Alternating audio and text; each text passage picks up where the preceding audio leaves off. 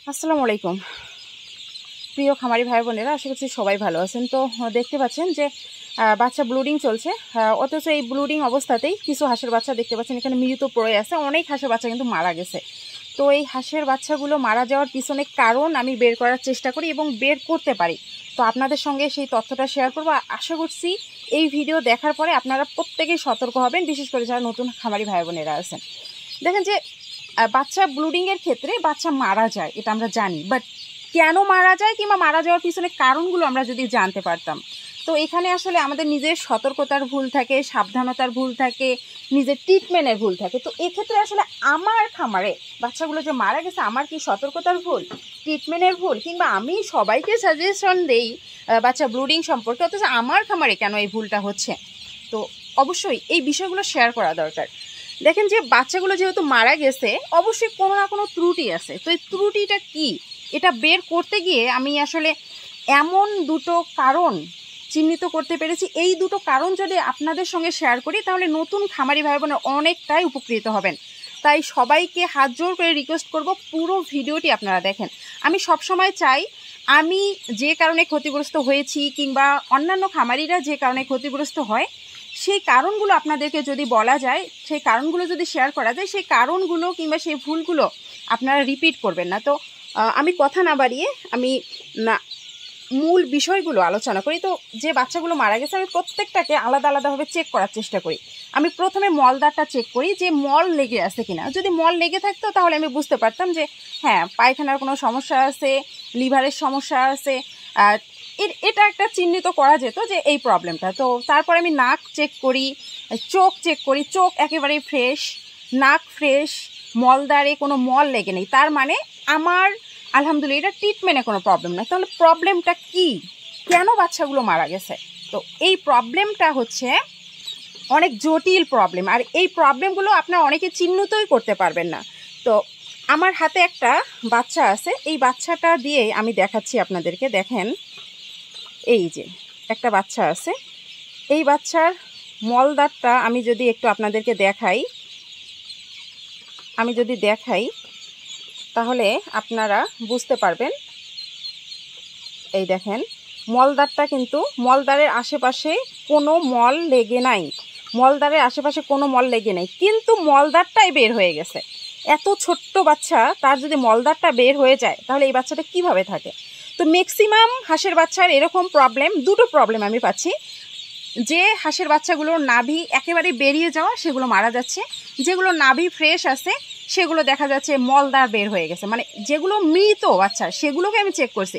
Maximum মৃত হাঁসের বাচ্চার মলদার বের হওয়া এবং ম্যাক্সিমাম বাচ্চার নাভিটা একবারে বের হওয়া। তো নাভি কেন বের হওয়া কিংবা মলদার কেন বের হওয়া, কি প্রবলেম ছিল? তো যে বাচ্চাগুলোর নাভি বের হয়ে যাওয়া, যে বাচ্চাগুলো মারা গেছে, সেগুলোর কি প্রবলেম হয়েছিল কিংবা কি হতে পারে? অ্যাকচুয়ালি এই বাচ্চাগুলো কিন্তু ইনকিউবেটর মেশিনের মাধ্যমে বের হওয়া কিংবা ইনকিউবেটরের মাধ্যমেই এরা ভূমিষ্ঠ হয়। তো অনেক ক্ষেত্রে তাপমাত্রা, হিউমিডিটির কম বেশি হয়। এক্ষেত্রে ডিম থেকে সরাসরি কৃত্রিমভাবে বাচ্চাগুলো বের হতে পারে না। অনেক সময় হিউমিডিটি কম হয় কিংবা তাপমাত্রা বেশি হয়, এক্ষেত্রে ডিমের খোসাটা শক্ত হয়ে যায় এবং ডিমটা কিন্তু ভেদ করে বাচ্চাটা বের হয় না। তো সেই সময় দেখা যায় যে 28 দিন 29 দিন পার হয়ে যায়। সেই সময় হ্যাচারির মালিকরা কিন্তু কোনোভাবেই চায় না যে তাদের লস হোক কিংবা এই বাচ্চাটা মারা যাক। তারা যদি সেই ডিমটাকে ফাটিয়ে বাচ্চাটা না বের করে, তাহলে কিন্তু বাচ্চাটা শ্বাসরুদ্ধ হয়ে মারা যায়। তো সেক্ষেত্রে ডিমটা ফাটিয়ে বাচ্চাটাকে বের করতে হয়। অনেক সময় বাচ্চা এবং ডিমের খোসা একেবারে লেগে যায়, টেনে হেঁচড়ে বের করতে হয়। তো টেনে হেঁচড়ে বের করতে গিয়ে অনেক সময় দেখা যায় নাভিটার কিছু অংশ একটু উপড়ে যায়, অনেক সময় কিছু অংশ বের হয়ে যায়, অথচ সেই সময় কিন্তু বাচ্চাটা মারা যায় না। ভালো করে খেয়াল করে দেখবেন যে এই বিষয়গুলো আপনারা জানেন কি না। তো সেই নাভিগুলো কিন্তু বের হয়ে যায়, সেই সময় বাচ্চা মারা যায় না। 1 দিন 2 দিন বাচ্চাগুলো কিন্তু ইজিলি ভালো থাকে। তো এই 1 দিন 2 দিনের মধ্যে হ্যাচারি মালিকরা কিন্তু আপনাদের কাছে সেই বাচ্চাটা গছিয়ে দেয়।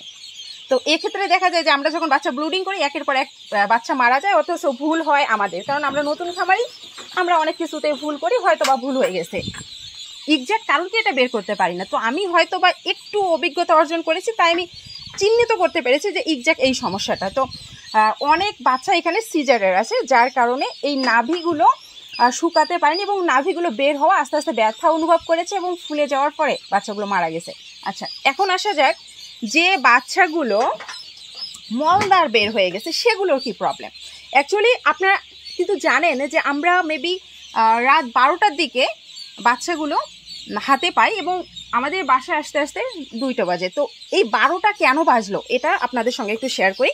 আমরা আসলে ফোনের মাধ্যমে অর্ডার করি এবং আমরা যে অর্ডার করেছি কিংবা আমাদের সম্বন্ধে হ্যাসারি মালিক কিছুই জানতো না। আর হ্যাসারি মালিকের কিছু ভুল ছিল, আমরা বলেছিলাম যে গ্রিডিং করে এ গ্রেডের বাচ্চা, আমরা সেভাবে দামও করেছিলাম বাচ্চা দিতে হবে এবং 100% হাসি বাচ্চা দিতে হবে। তো সেই হ্যাসারির মালিক 2700 বাচ্চা এক জায়গায় দেয়, যেখান থেকে অনেক ক্রেতা বিক্রেতার সমাহার থাকে, সেখানে 100, 200, 500 যে যেভাবে পারে নিয়ে যায়। তো তাদেরকে দেওয়ার পরে যে বাচ্চাগুলো সি গ্রেড, বি গ্রেড কিংবা ই গ্রেড আছে কিনা আসলে জানি না, কারণ বাচ্চাগুলোর সাইজ অনেক ছোট, সে বাচ্চাগুলো আমাদের জন্য রেখে দেয়। তো সেখানে কিন্তু গ্রেডিং করা ছিল না কিংবা মেল ফিমেল ছিল না। তো আমরা যখন যাই আমাদের জন্য 1000 বাচ্চা রাখা হয় এবং আমরা চেক করে দেখি যে এখানে ম্যাক্সিমাম হাসা বাচ্চা, তো আমরা তো 100% হাসি বাচ্চা নিব। তো সেক্ষেত্রে আমরা হ্যাসারি মালিককে বলি এবং সেই সময় হ্যাসারি মালিক আসলে দুঃখ প্রকাশ করে, উনি জানে না এই সম্বন্ধে কিছু বলে এবং উনি বলে যে আমি আন্তরিকভাবে দুঃখিত, আমি আবার আপনাদেরকে বেছে বেছে দিচ্ছি। তো সেক্ষেত্রে একটা শ্রমিকের দরকার হয়, হঠাৎ করে শ্রমিক কিন্তু পায় না উনি। তো শ্রমিক যেহেতু পায় না, একটা ছোট্ট বাচ্চার মাধ্যমে আপনার ভিডিওতেই দেখতে পারবেন যে একটা ছোট বাচ্চার মাধ্যমে এই বাচ্চাগুলো কিন্তু চেক করায়। তো আমরা সেখানে উপস্থিত থাকলেও আমরা কিন্তু খুঁটিয়ে দেখিনি কিংবা বাচ্চাগুলোকে দেখতে পাইনি, কিন্তু অনেক সময় কারেন্ট চলে যাচ্ছিল। আর আমরা যেহেতু আগে থেকে প্রস্তুত ছিলাম না, কিছু মেডিসিনের দরকার ছিল, পানির পাত্র, খাবারের পাত্র দরকার ছিল। তো যখন বাচ্চাগুলো গ্রেডিং চলছিল আমরা ভেবেছিলাম যে এটা অবশ্যই ভালোভাবে গ্রেডিং হবে কিংবা উনি যেহেতু এত আন্তরিক ঠিকভাবেই করে নেবে। তো আমরা সেখানে আসলে স্টে করিনি কিংবা থাকিনি, আমরা অন্য একটা জায়গায় গিয়েছিলাম, সেখান থেকে 7-8 কিলোমিটার দূর, মেবি কম বেশি হতে পারে। সরি, আসলে আমি সঠিক ইনফরমেশন দিতে পারলাম না। তো সেখানে আমরা যাই বাচ্চার কিছু মেডিসিন নিয়ে আসার জন্য, বাচ্চার কিছু পানির পাত্র, খাবার পাত্র কিংবা আরও অন্যান্য জিনিস আমরা সেগুলো নিয়ে আসার জন্য যাই এবং সেই সময় আসলে বাচ্চাগুলো গ্রেডিং হয়। আর আমরা যখন সেখান থেকে আসি মেবি রাত 11টা পার হয়ে গেছে, আর সেই সময় আলাদাভাবে বাচ্চাগুলো দেখার আমরা প্রয়োজনই বোধ করিনি। তো যখন বাচ্চাগুলো নিয়ে আসি আমরা ব্রুডিং স্পেসে সরিয়ে দিই, তখন আসলে বুঝতে পারি। তো দেখেন যে এই ছোটো বাচ্চার দ্বারা মেল ফিমেল এগুলো কিন্তু বাছাই করেছে। তো মেল ফিমেল বাছাই করতে গিয়ে 2 হাতের নখ দিয়ে কিন্তু সেই মলদারটা টিপে ধরতে হয়, কারণ এই মলদারটা টিপে ধরার মাধ্যমেই আপনি গ্রেডিংটা করতে পারবেন মেল অর ফিমেল। তো আমি আসলে খোলাসা করে আর বেশি কিছু বলতেই পারছি না, আপনারা অবশ্যই বুঝে নেবেন যে কিভাবে গ্রেডিংটা করা হয়। তো এই যে গ্রেডিংটা করেছে, যে করেছে কিংবা যিনি করেছে সে আসলে অভিজ্ঞ না এবং সে আসলে বয়সের দিক থেকেও ম্যাচুইট না। তো তার দ্বারাই করতে হয়তো বা হ্যাসারি মালিক বাধ্য হয়েছে এবং তার দ্বারা করার মাধ্যমে 2 নখ দিয়ে এত জোরে হয়তো বা বাচ্চার শরীরে আঘাত করেছে, অনেক সময় মলদারে ব্যথা হয়ে গেছে, কিছু বাচ্চার মলদার বের হয়ে গেছে। তো এখন যে বাচ্চাগুলো মারা যাচ্ছে সেগুলো ম্যাক্সিমাম ওই 2টো প্রবলেম, একটা হচ্ছে সিজারের প্রবলেম, সিজারের কারণে যে টেনে হিসড়ে বের করেছে নাভিটা শুকায়নি, নাভি বের হয়ে যাওয়া, সেটা মারা যাচ্ছে এবং ম্যাক্সিমাম বাচ্চার মলদার বের হয়ে যাওয়া কিংবা মলদার ফুলে যাওয়া, না মলদার শক্ত হয়ে যাওয়া। তো দেখেন যে 2টা প্রবলেম। তো আপনারা বলতে পারেন যে আপু আপনি এত অভিজ্ঞ, আপনার সাথে কেন ভুল হলো সেটাও কিন্তু শেয়ার করেছি। আর আমি হয়তো অভিজ্ঞ কিংবা আমি অনেক কিছু জানি বলেই যে আমার সঙ্গে এই ভুলটা হবে না। আমি যদি আমার খামারে সতর্ক না থাকি, আমি যদি আমার খামারে 2 দিন স্টে না করি, আমার খামারটাও ধ্বংস হতে পারে। তো আমি জানি বলেই আমার খামারটা সুরক্ষিত থাকবে, ব্যাপারটা এরকম না। আমারও এখানে ঘাটতি আছে, আমারও কিছু অসতর্কতা আছে। আমি যদি সেখানে স্টে করে কিংবা থেকে গ্রেডিং করে নিতাম কিংবা আমি যে অর্ডার করেছি অর্ডারটা যদি ক্যান্সেল করে দিতাম, তাহলে আসলে এই প্রবলেমটা হতো না। তো আমরা আসলে কোনোভাবেই চাইনি তার মনক্ষুণ্ণ হোক কিংবা আমরা বুঝতেই পারিনি যে ব্যাপারটা এরকম হবে। তো সব মিলিয়ে এখানে আমি 1000 বাচ্চা এনেছি, মেবি 40 থেকে 50% অর্থাৎ 400 থেকে 500 বাচ্চা এরকম। আর বাকিগুলা যেগুলো আছে বি গ্রেডের বাচ্চা, আসলে এ গ্রেডের বাচ্চা নাই বললেই চলে।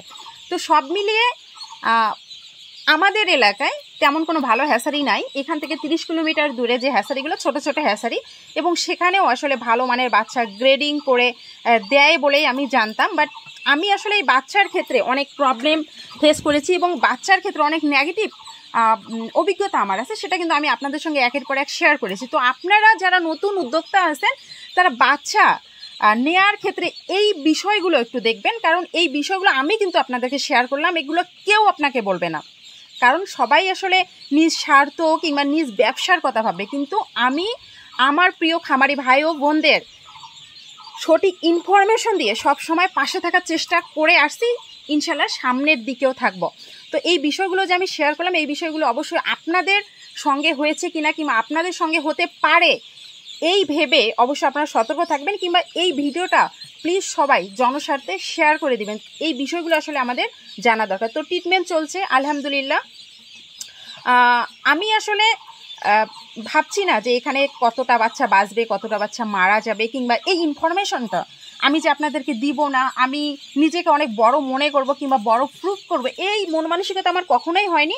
আর আমার খামারে ক্ষতি হতেই পারে, এই ক্ষতিটা আমি যদি হাইড করে রাখি কিংবা এই ক্ষতিটা আমি যদি আপনাদের সঙ্গে শেয়ার না করি, তাহলে আমাকে যারা ফলো করেন হাজার হাজার শত শত খামারি এখানে ক্ষতিগ্রস্ত হতে পারে। তো আমার একটা ইনফরমেশনের জন্য আপনারা যদি উপকৃত হন, তাহলে এটাই আমার সার্থকতা কিংবা এটাই আমার পরম পাওয়া।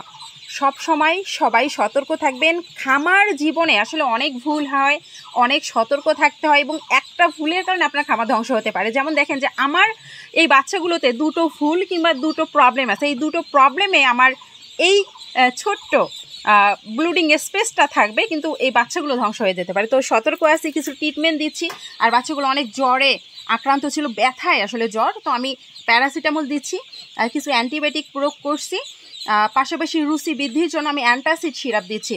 তো এই ইনফরমেশনগুলো আপনাদের জানানো দরকার। আমি আসলে অনেক ব্যস্ত, তো এই ব্যস্ততার মধ্যে আপনাদেরকে ইনফরমেশনগুলো দেওয়ার দরকার বলেই দিলাম। আর আমি কিন্তু কালকে আমার বাড়িতে যে ব্লিডিং স্পেস ছিল সেখান থেকে এখানে নিয়ে আসছি, কারণ এখানে দেখতে পাচ্ছেন যে আলহামদুলিল্লাহ বাতাস আলো সব কিছুর সংমিশ্রণে এই ঘরটা আমাদের, এবং মোটামুটি এখানকার পরিবেশ কিন্তু অনেক ভালো, এজন্য নিয়ে আসছি। তো আজকে কোনো মেডিসিন কিংবা আলাদা কোনো তথ্য আপনাদেরকে শেয়ার করতে পারলাম না।